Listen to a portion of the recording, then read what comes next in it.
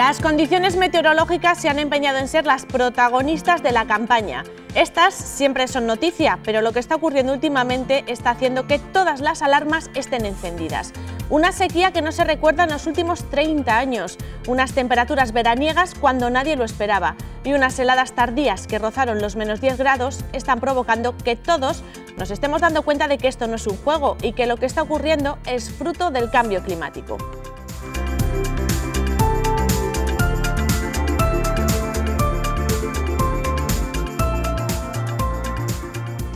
Sobre el cambio climático mucho se ha hablado, pero por lo que se está viendo, ninguna de las medidas que se han puesto en marcha han sido efectivas. Nosotros hoy lo que vamos a ver es lo que el sector agrícola puede hacer para frenar todos estos efectos, pero además también les tenemos preparados otros muchos contenidos que les adelantamos a continuación. Comenzamos.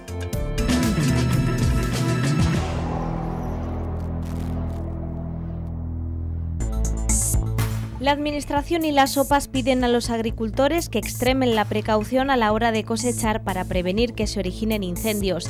Hay que resaltar que la sequedad que predomina en el terreno podría originar situaciones complicadas y con una solución muy difícil. Seguimos viendo las consecuencias que las heladas que azotaron a la comunidad a finales de abril están teniendo. En unos minutos sabremos el estado en el que se encuentran los chopos en la provincia de León, un cultivo en el que las pérdidas superan los 3 millones de euros. África pasó de mirar a los pastores manteniendo las distancias a convertirse en uno de ellos. Hoy, gracias a su marido, se ha enamorado de un sector que ella califica como muy sacrificado, pero también muy agradecido. Todos estamos notando el cambio climático, pero si alguien lo está sufriendo muy directamente y en todos los aspectos, ese es el sector agrario. Lo que ha ocurrido esta campaña refleja que algo no se está haciendo bien, y no solo eso, es que si todo sigue como hasta ahora, se ha calculado que en 25 años la mitad del país será incultivable. La situación se está complicando cada vez más y por eso desde el sector se están impulsando nuevas técnicas y se ponen en marcha proyectos con los que poder mitigar este cambio climático.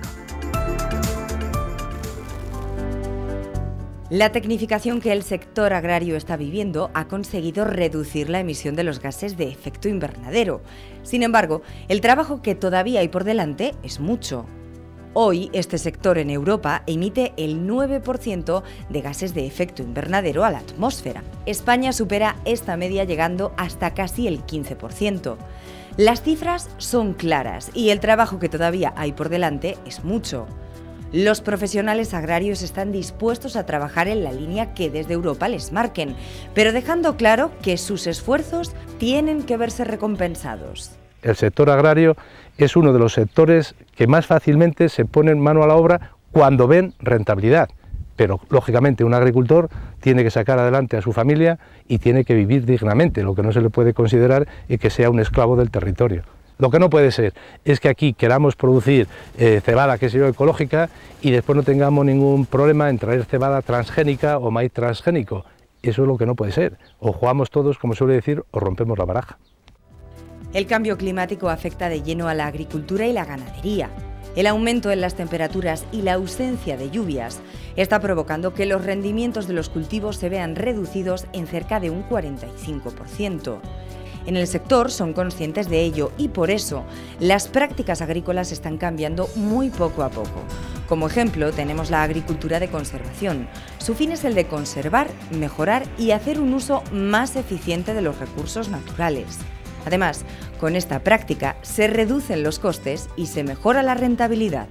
El agricultor hace aquello que lógicamente le es rentable. Entonces, ¿qué tenemos que hacer? Pues la administración, las universidades y todos, que aquellos cultivos y aquellas actividades culturales que más son capaces de emitir o en su caso de sostener el CO2, pues lógicamente fomentarla. Tenemos que ir a una agricultura de conservación donde los gastos energéticos, tanto en las labores, es decir, en el arado tradicional, en el cultivo tradicional, etcétera, etcétera, vayamos al mínimo laboreo o incluso a la siembra directa y por otra parte fomentemos aquellos cultivos que son capaces de retener más CO2.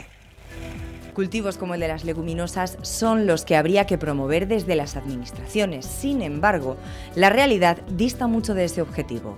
no solamente no se les prima en cuanto a su rendimiento y en cuanto a su producción, sino que se les castiga, por ejemplo, como es el caso de la alfalfa, que no hay un seguro de rendimiento o que no tienen las ayudas PAC si son, por ejemplo, de regadío. Hay un montón de cultivos que deberíamos estudiar. En este proyecto creo que lo hemos podido demostrar, y lo que había que hacer en la nueva política agraria comunitaria, que es la que domina realmente la agricultura en toda Europa, pues ser capaces de primar a esos cultivos que realmente retienen mucho más CO2 y otros gases de efecto invernadero, y que a su vez facilitan una mayor biodiversidad, que es un componente también fundamental para mitigar el cambio climático. Los que no solo tienen buenas intenciones, sino un intenso trabajo, son empresas como las que se encargan de obtener semillas. Detrás de una nueva variedad hay más de una década de investigación y un presupuesto que supera el 1.000.000 de euros. Hoy, todos los esfuerzos que sobre este tema se están haciendo giran en torno a conseguir variedades más rústicas y menos exigentes. Vivimos ahora precisamente un momento pues, de temperaturas muy altas, en otros momentos a lo mejor es justamente lo contrario, mucho frío, alternancia de periodos secos con periodos muy húmedos. O sea, el cambio climático se puede resumir a lo mejor en un clima cada vez más irregular y en cierta medida más imprevisible.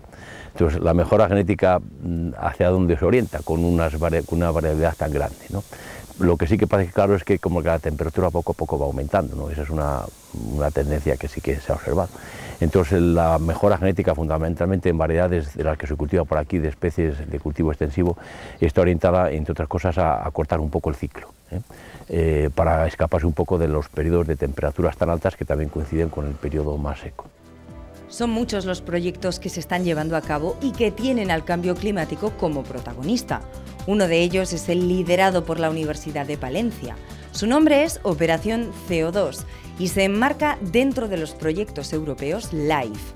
En él participan 9 socios de distintos países y lo que se quiere es buscar prácticas agroforestales y de conservación de la naturaleza. El proyecto se lleva a cabo en 3 regiones distintas de España: en el norte de Lleida, en la provincia de Zamora y en Zaragoza. Además, en la localidad palentina de Soto de Cerrato cuentan con un campo experimental. Los socios presentaron el proyecto ante la Comisión Europea el pasado 1 de junio. Allí las opiniones que suscitó fueron muy buenas y ahora hay que ver si las demostraciones que el proyecto ha puesto sobre la mesa se incluyen dentro de la nueva política agraria común. Nosotros deberíamos implementar una serie de funciones, una serie de factores que pudieran aumentar el secuestro del carbono. Entonces hemos pensado con el tema de la agrosilvicultura, mejorar un poco el secuestro del CO2 y luego después con otras técnicas culturales trabajar un poco en la línea de cambiar un poco el paisaje, que es de lo que estamos acostumbrados en la zona de Tierra de Campos. Esos paisajes tan áridos, tan desérticos, donde solo vemos monocultivo y vemos prácticas cerealistas intensivas o extensivas también, pues intentar un poco que vayan un poco en favor del medio ambiente. La agrosilvicultura es un sistema productivo que integra árboles, ganado y pastos para mejorar la productividad de la tierra y ser más sostenible. Para cumplir con esto, dentro del estudio pusieron árboles para producir madera y árboles frutales. Además, se estableció un marco de plantación sencillo para que los agricultores no viesen en los árboles un impedimento. El arbolado va a capturar una parte importante del CO2 que emiten, porque la idea también es tender hacia una agricultura sostenible, es decir, que las emisiones por las labores y los gastos que produce el laboreo y el cultivo de estas explotaciones se pueda compensar con las capturas de CO2 que hacen los árboles. De cara a los agricultores, lo que en el proyecto se ha demostrado se traduce en... Esto puede ser para ellos una forma también de rentabilizar las parcelas, y si meten algunos árboles de producción entre líneas a una distancia apropiada y con una idea de producción, pues pueden conseguir también unas rentabilidades medias a medio plazo, unas rentabilidades mayores que las que a lo mejor tienen ahora. Pero claro, todo esto tiene que estar regulado, tiene que ser un marco normativo apropiado que tienen que dirigirlo desde Bruselas, porque los agricultores tampoco pueden manejarse en demasiado... Tiene que ser que entre todos vayamos haciendo un poco por el cambio climático y cada uno desde su sector. Cada uno aportando su pequeño grano de arena para frenar un cambio climático que ahora sí se está convirtiendo en una realidad. Trabajando todos en el tema, entre todos, en equipo, tanto agricultores como políticos, universidades, pues podríamos intentar cambiar un poco este paisaje desértico que estamos empezando a vislumbrar con el cambio climático. La falta de lluvias y las lluvias torrenciales que vienen de vez en cuando van haciendo que la erosión vaya degradando todas las parcelas. Al final los cultivos son demasiado monocerealistas, demasiado extensivos, y al final la biodiversidad se pierde. Bueno, estamos perdiendo un poco una parte de la agricultura medioambiental que también debemos tener. Se ha calculado que si no se ponen en marcha medidas efectivas en 25 años, la mitad de España será incultivable. Además, si la temperatura aumenta 2 grados antes de que finalice el siglo, los principales cultivos de la Unión Europea verán reducidos sus rendimientos en cerca de un 30%. España esta semana ha ratificado su compromiso de implementar esfuerzos y conseguir reducir en un 26% la emisión de gases de efecto invernadero en el año 2030. Una reducción que va dirigida a los sectores conocidos como difusos, entre los que está el agrario. Además, nuestro país está sentando las bases de la futura Ley de Cambio Climático y Transición Energética, dentro de la cual habrá una línea en la que se trabajará para frenar los acontecimientos que ya estamos viviendo y que giran en torno al tema más preocupante del momento, el cambio climático. Unido a este tema, la Consejería de Agricultura ha remitido esta semana al Ministerio que la cosecha de cereal en Castilla y León esta campaña apenas llegará a los 3 millones de toneladas, frente a los 6 que habitualmente hay. El jueves, la consejera calificó esta campaña como de excepcional, o lo que es lo mismo, como de desastre natural. Este es uno de los requisitos que desde Bruselas ponían para que los agricultores puedan percibir las ayudas. Con las declaraciones que la consejera hizo sobre este tema, vamos a abrir la sección de actualidad de los últimos 7 días. Agricultor, haga su jugada maestra con Lumax, el rey de los herbicidas del maíz. Lumax, jaque mate a las malas hierbas. Y es de Syngenta.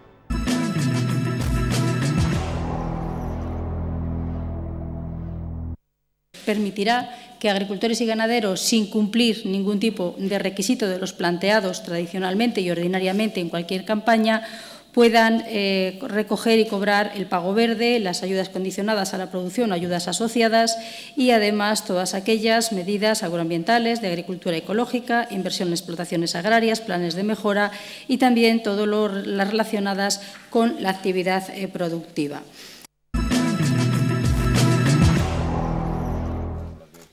Junta y organizaciones agrarias están de acuerdo. Hay que extremar las precauciones en el campo a partir de ahora. Asaja y UCCL, eso sí, coinciden. Esta campaña bajará el riesgo de incendios, debido a que la maquinaria trabajará menos. Las máquinas, desde luego, van a ir bastante más desahogadas y el tiempo de cosecha va a ser infinitamente menor. La alianza UPA y COAG discrepa. Hay más riesgo por la sequía y por la sequedad ambiental que hay. Está toda la maleza del año pasado que no se quitó. Ambos factores son complementarios y la Administración avisa. Posiblemente, según la estadística, tengamos menos incendios, pero más graves y más peligrosos, sobre todo en zonas ya forestales. Más duraderos y más complicados de extinguir. Un ejemplo de ello es el incendio del Hornillo en Ávila, donde no hay llama desde hace varios días. Sin embargo, no lo podemos dar por apagado porque sigue habiendo zonas calientes, humeantes. Por eso las OPAs inciden que los incendios se apagan desde el invierno, exigen más mano ancha para quemar los rastrojos. Esa maleza que no sirve para nada, que es un reservorio de plagas, que es de malas hierbas, se pueda quemar libremente, siempre con autorización, pero con libertad, en los meses de invierno. La temporada alta de riesgo de fuegos comenzará a finales de mes o principios de julio.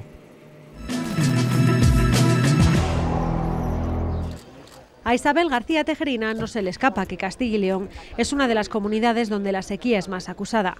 Para paliar los daños a la rebaja impositiva se une una ayuda a la financiación de hasta 90 millones de euros. El Consejo de Ministros aprobó un Real Decreto Ley para las exenciones de cánones y tarifas a los regantes en los ámbitos territoriales afectados por la sequía, entre ellos Castilla y León, lo cual significará un ahorro a los regantes de 8 millones de euros. Pero el apoyo irá más allá. Estamos tramitando un proyecto de Real Decreto de Sequía en el Duero por la vía de urgencia en estos momentos en informe de Consejo de Estado. Trabajan también por el adelanto de las ayudas de la PAC, que deja en Castilla y León cada año 1.200 millones de euros. Desde el Gobierno ya estamos involucrados antes de la presentación de ninguna propuesta por parte de la Comisión en el proceso de revisión de esta política más allá del año 2020. Proceso para el que estamos contando con la activa participación de las comunidades autónomas. Ahonda García Tejerina que para crecer hay que ser competitivos y Castilla y León tendrá un papel importante. Agricultor, haga su jugada maestra con Lumax, el rey de los herbicidas del maíz. Lumax, jaque mate a las malas hierbas. Y es de Syngenta.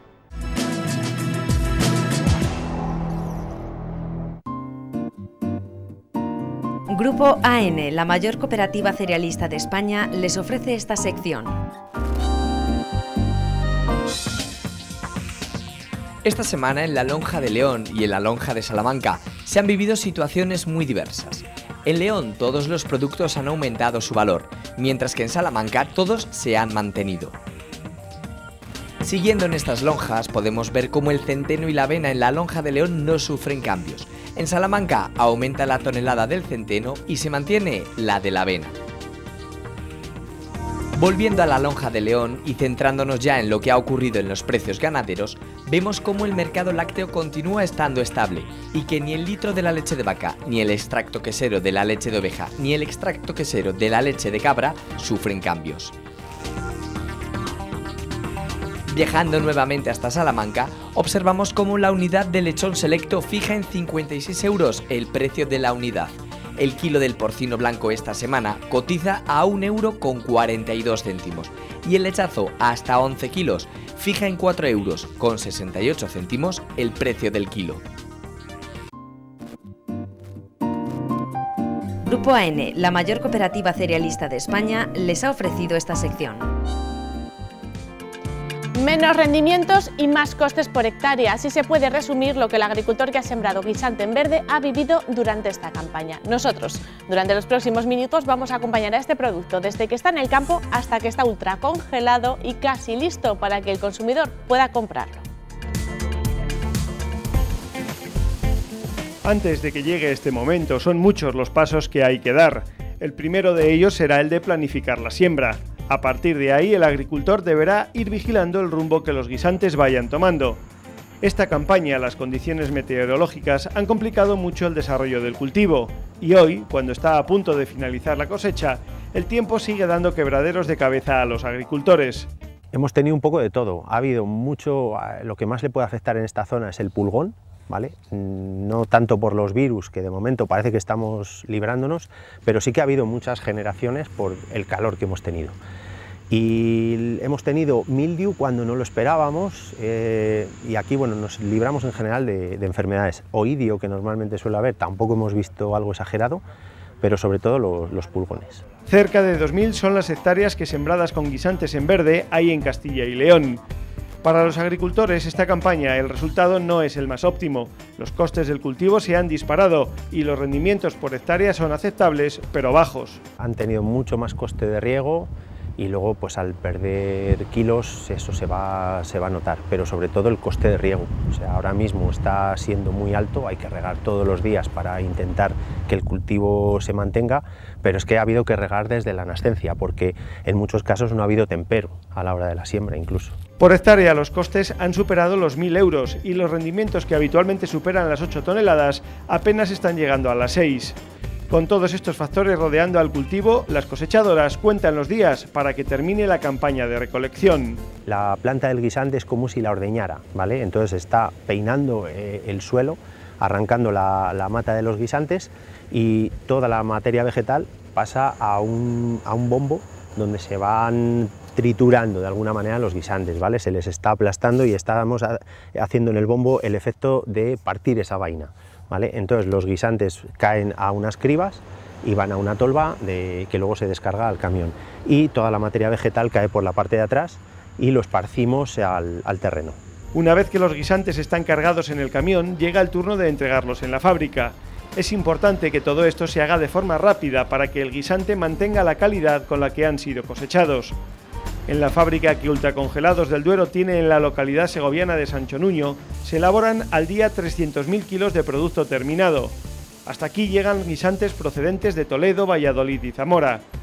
Una vez que llega la mercancía, lo primero que se hace es coger unas muestras que se analizarán en el laboratorio para saber la dureza del guisante, un factor que marcará el precio que al agricultor le pagarán por cada kilo y que se sitúa entre los 17 y 32 céntimos. El proceso que comienza desde que el producto llega es el siguiente. Una vez que hemos acondicionado el producto para la congelación, se pasa por la zona de escaldado, que nos permite inactivar el proceso enzimático del producto. Una vez escaldado, se enfría y se congela. Se congela por sistema IQF, que nos permite ultracongelar el producto en un tiempo de 2-3 minutos y no formar bloques con el producto, sino que el producto esté separado para su posterior envasado. Una vez congelado, se pasa por la máquina de visión artificial a realizar una última limpieza del producto y se calibra y se envasa. En esta fábrica destaca la maquinaria que controla todo el proceso y con la que se garantiza que el producto terminado es de la máxima calidad. Una calidad que se ajusta a lo que Mercadona, empresa donde irá a parar el producto final, exige.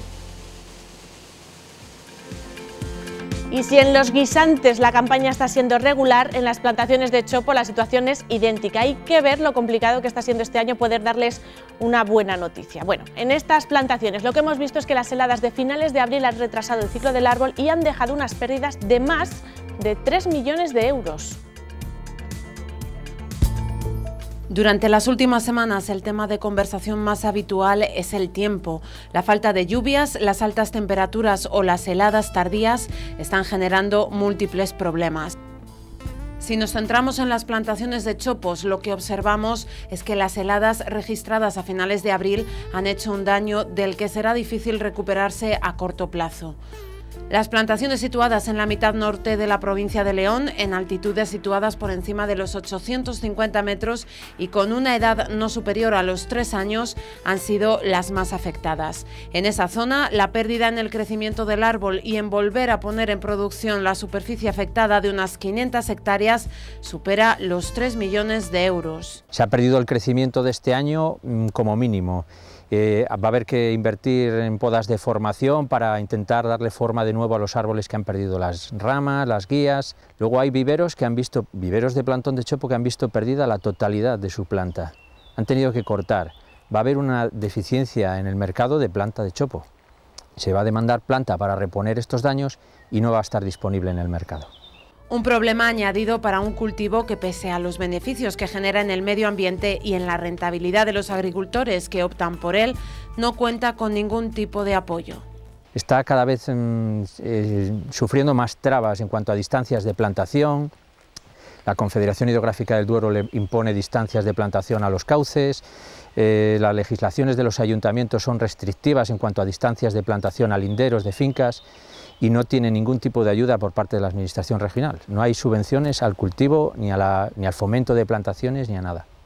En Castilla y León, las choperas en producción ocupan una superficie de 49.000 hectáreas. Además, hay que resaltar que en esta comunidad está ubicada la industria más puntera de Europa de tablero contrachapado, un producto cada vez más demandado fuera de nuestro país y que precisamente gracias a ese auge en la demanda tiene un precio muy atractivo para el populicultor. 60 euros el metro cúbico, una característica que tiene de media cada árbol. El turno medio en Castilla y León está en torno a 15 años. Ese turno, dependiendo de la zona de Benavente, podríamos bajar el turno en torno a 12, 13 años.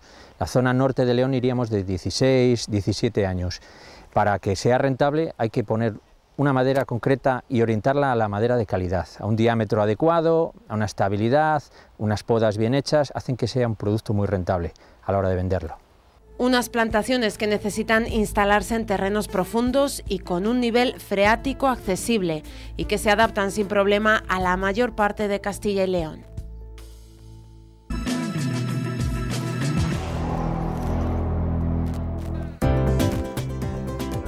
Me llamo África del Bosque Pulido, soy de Madrigal de las Altas Torres, tengo 47 años y estoy feliz de estar aquí, entre ganado. Me casé hace 25 años y mi marido era ganadero vacuno. Mi cuñado y mi suegro llevaban el ganado ovino y entonces pues decidimos quitar el ganado vacuno y dedicarnos al ovino. Al principio me costaba, no me gustaba nada porque yo nunca jamás me había criado entre ganado. Veía en mi pueblo, en Madrigal, pasar las ovejas y decía, uff, un pastor. un pastor, y decía siempre, qué mal huele. ¿Cómo podrá haber alguien que se case con un pastor?, decía yo. Y mira, ¿por cuándo acabé? Aquí. Y la verdad que me costó mucho, yo no quería, venía a veces forzada. Lo que pasa es que a medida que te vas metiendo en la dinámica, vas viendo que es un modo de vida, que no es tan malo, lo que pasa es que son muchas horas, cuando trabajo por lo mismo no hay horario. Vamos, horario me refiero que entras, pero no sabes cuándo te vas a casa. Y entonces sí, yo aquello tengo grabado que siempre decía, con lo mal que huelen los pastores. Nunca, jamás pensé que yo acabaría aquí, jamás. Y es más, cuando voy con mi marido entre medias de las ovejas, a lo mejor que nace alguno, ayúdame a este parto, y me dice, anda, qué ganadera eres, cómo te gusta. Y a veces le digo, no creas, pero con la boca chica. Tengo que reconocer que me va gustando. Es una explotación familiar, nos vamos compaginando, a los chavales les gusta menos, por ejemplo, el tema del ordeño, les gusta más el tema del campo, lo hacen bien, y vamos ahí cuadrando como podemos. Aquí nos vamos encajando como el Tetris, hoy me toca mi ordeño, bueno, hoy me tienes que ayudar a cambiar unos tubos, pues vamos los que podemos y así vamos intercambiando actividades unos y otros. Habitualmente me encargo pues, de ayudar en el ordeño mañana y tarde, lo que es de cara a las administraciones públicas, bancos, junta, las cooperativas, la DS, veterinarios, la gestión de lo que es la empresa. Cuando me levanto por la mañana digo, a ver qué toca hoy. A ver qué toca hoy, porque cuando no se avería un bebedero, un tractor, la máquina esta mañana, por ejemplo, no funcionaba ni el tanque de la leche ni la ordeñadora cuando la he limpiado. Pues veo que habían saltado los automáticos, claro, un cable que había habido, que habían mordido una de las ovejas y ya ves. Bueno, pues hay que arreglarlo para que funcione la máquina, si no, el tanque tiene que enfriar la leche, si no, fíjate tú, la ordeñadora si no se limpia, pues no hay, y así todo. A mí lo que más me gusta de este oficio es el ver que de poquita cosa que empezamos, ahora puedes vivir de ello juntos, en familia, que eso cuesta mucho. El amor que pongas en las cosas y la actitud que tengas hacia el trabajo y hacia la gente, eso es de todo. Aunque cueste mucho al principio, luego a medida que va pasando, pues, hombre, tienes momentos malos, como todo el mundo en todos los trabajos, pero vamos, que yo la verdad ahora puedo decir que la ilusión es una cosa muy importante, si no, no me levantaría por la mañana. Bueno, pues ya han visto que del odio al amor y a estar completamente enamorada del sector hay tan solo un paso. En África hemos visto un ejemplo. Ahora vamos a ver algunas de las imágenes que durante los últimos 7 días hemos recibido en nuestro correo electrónico. Damos paso a la sección Yo también soy surcos.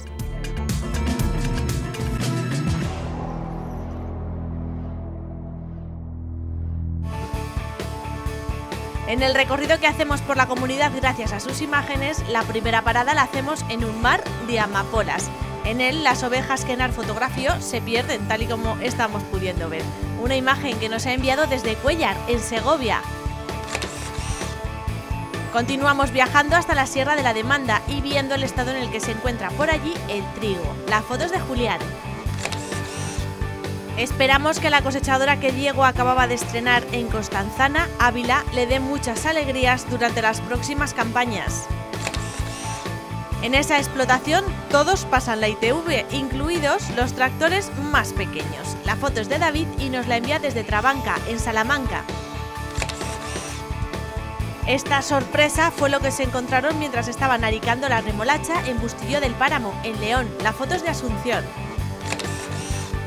Un campo de centeno enmarcado por un bonito arco iris es lo que nos ha enviado Iván desde Pino del Río, en Palencia. Regando el maíz con pivot, la foto nos llega desde Soguillo del Páramo, en León, y es de Maxi. En la parcela que Sandra nos ha enviado desde San Esteban de Gormaz, en Soria, hay sembrada esparceta, aunque como están viendo, este año allí se han desarrollado más y mejor las amapolas que el cultivo. Y esta semana cerramos la sección Yo también soy surcos viajando fuera de nuestra comunidad gracias a la foto que Miriam nos ha enviado desde Gauna, en Álava. En ella vemos cómo Miquel copia a la perfección los pasos del abuelo. Son muchas las fotos que nos llegan de Castilla y León, pero también desde fuera de nuestra comunidad. En la imagen de Miriam tenemos un ejemplo. Con las últimas imágenes ya vistas, nos vamos a despedir hasta la próxima semana, hasta el próximo viernes, a partir de las 9:30 de la noche. Hasta entonces, cuídense. Adiós.